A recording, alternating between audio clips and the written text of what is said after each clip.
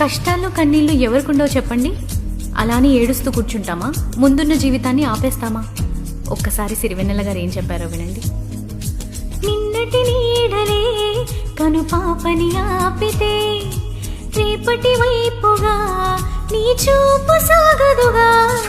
చుట్టుముళ్ళ కష్టమొస్తే కళ్ళ నీళ్ళు పెట్టుకుంటూ కళ్ళు కడిగి స్వాగతించకు. ఒక్క చిన్న నవ్వు నవ్వి సాగనంపకుండా లేనిపోని సేవ చెయ్యకు. మినుగురులా మిలమిల మెరిసే దరహాసం చాలు కదా. ముసురుకునే నిసి విలవిలలాడుతూ పరుగులు తీయదా.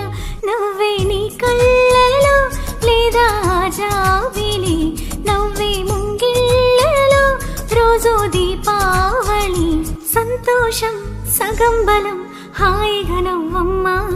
ఆ సంగీతం నీ తోడై సాగవే గువ్వమ్మా.